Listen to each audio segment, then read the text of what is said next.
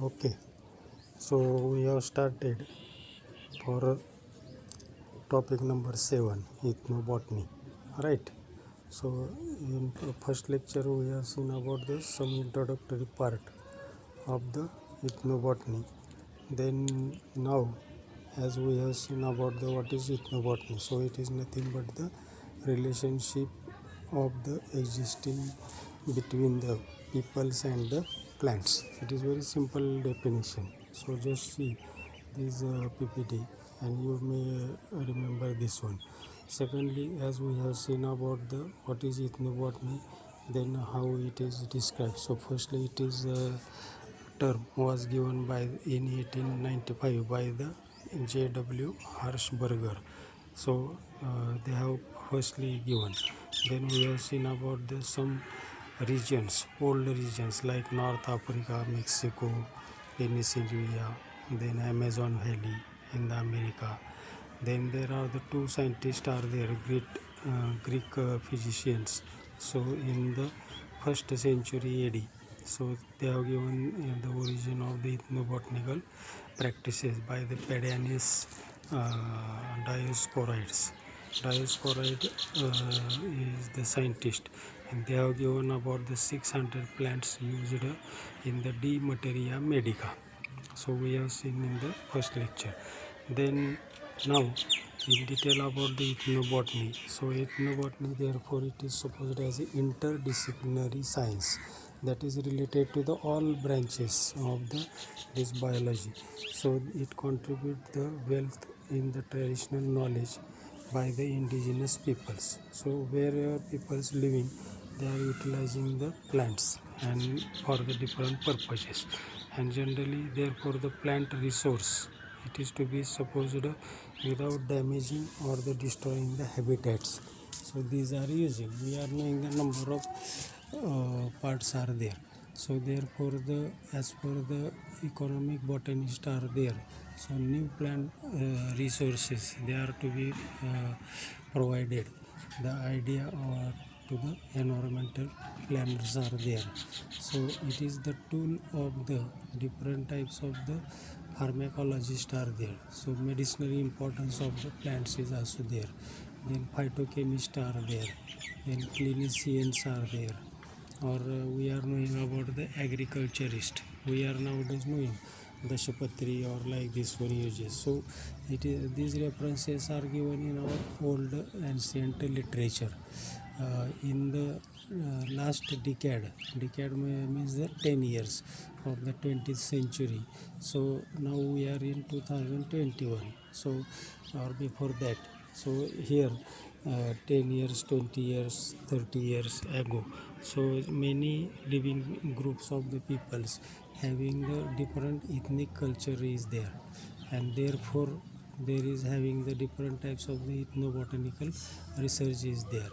So the peoples depend on the plants particularly for the food, shelter, dyes, then cosmetics, clothes are there, medicines are there, and therefore this information it is the knowledge to the recent our study peoples are there. In 1896 John Herzberger firstly given this we have seen about the origin, and it is to be the plants used by the primitive and aboriginal peoples are there. So they have used this traditional knowledge. Then how the ethnobotany is defined and what are the concepts are there. So there are different several definitions are there, but basic concept was not changed much as and the scope of the ethnobotany is increasing day by day. So Schultz in 1962 firstly defined as the study of the relationship between the people of a primitive society and the plants. It is the simplest definition. Then secondly defined by the Alcom in 1984, the state that ethnobotany is the study of contextualized plant use. Contextualized means whatever information context is there and it is utilization. So utilized plant use, it is called as ethnobotany. the S.K. Jain, our Indian scientist, in 1987, they are the ethnobotanists. So they have given the elaborated total natural and traditional relationship and the interaction between man and his surrounding plant wealth. So it is also simple. So whatever surrounding wealth is there, so this type of the interaction is there. Recently, in 1990 weekends, they have defined the ethnobotany as the study of useful plants prior to the commercial exploitation and eventful domestication. So what is domestication? Domestication is nothing but which plants we are using. For example, suppose for food we are using the wheat, jawar. So who has investigated it is to be edible? So it takes millions of years ago. This was used, and therefore nowadays we are using directly. Then ethnobotany first knowledge of the plants which shows the primitive and aboriginal peoples, and they shows the necessity, then observation and the experimentation in the forest areas are there. So therefore it is now almost universally recognized as the direct or natural relationship between man and the plants, which include the use of plants by both the tribals and the non-tribals without any implication of primitive or the developed society. And therefore ethnobotany is an interdisciplinary science which shows the relevance with sociology, anthropology, that is human science, then taxonomy, plant taxonomy, photochemistry, photo means the related on the sunlight, archaeology, then ecology, then agriculture, medicine, and the linguistics. Linguistic, that is the different areas. We are knowing one plant as for our 14 kilometers, our tuning of the speech, it is going to be changed, and therefore it is given. Then today ethnobotany has become an important and crucial area of the research, and therefore there is having the maximum study on the conservation of biodiversity, socio-economic development.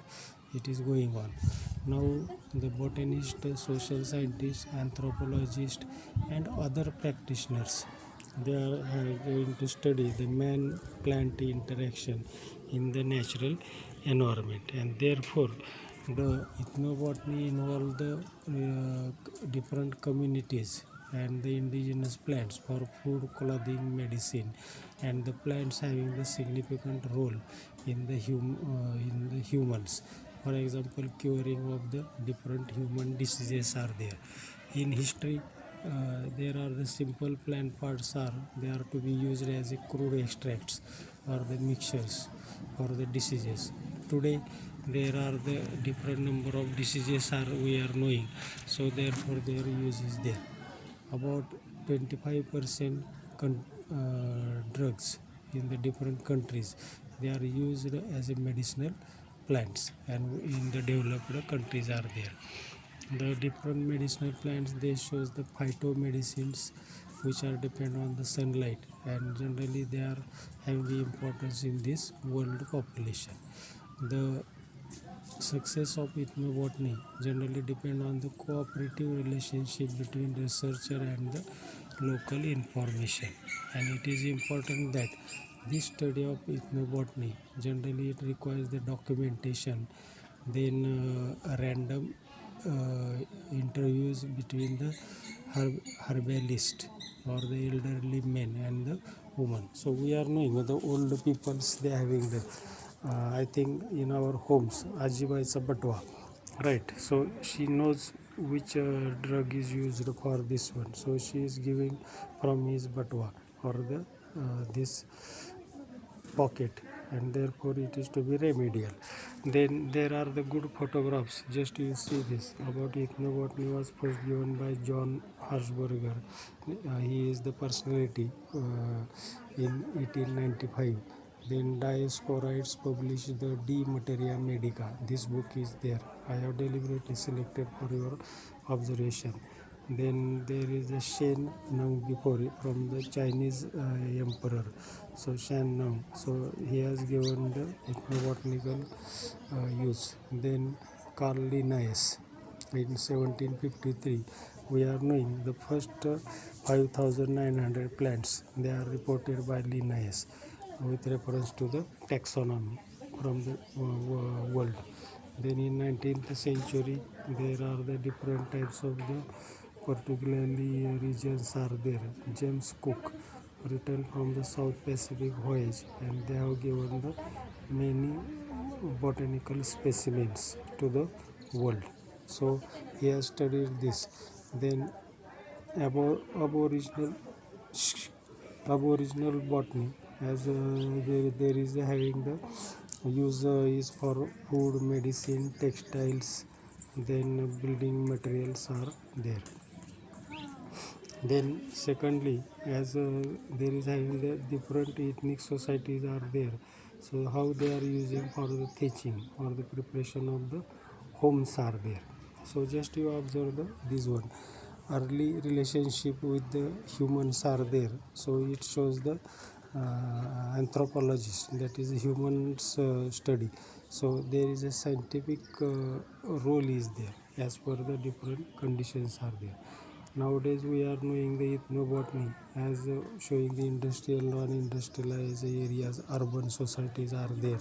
So plant and human relationship is there. We are knowing different offices are there. Then there is the influence of human culture is there. So herbivorous decoction plants are there. Antioxidants are there. Nowadays we are knowing corona situation, oxygen creating plants having the importance in the homes. Then there are the influence of the human cultures, coffee or the like different tea are there, so they having the generally use is there, and some chemicals generally they prevent generally plant growth. So in place of the tannin or the caffeine is used for this, alternate to the nicotine or the tea is there, so therefore these use are there. Then in the branches of ethnobotany, as ethnomedicine is a subfield of the this medical anthropology, right? Then in traditional uses, Tibetan or Chinese medicines are to be considered that time. So this is the one. Our Ayurvedic we have already started seeing in this one. Then in branches, this is the foxglove, Hyoscyamus solanaceae member is there. So this plant generally it shows the digoxin, morphine, and the atropine alkaloids are there, and they are generally developed from this plant. Then opium poppy is there, belladonna is there, right? So they are to be used naturally maximum. In agricultural areas we are knowing the ethnobotany contribute the understanding. For example, there is having the quinine drugs are there, so they describe the different types of the specific purposes, so for the preparation of the narcotics are there.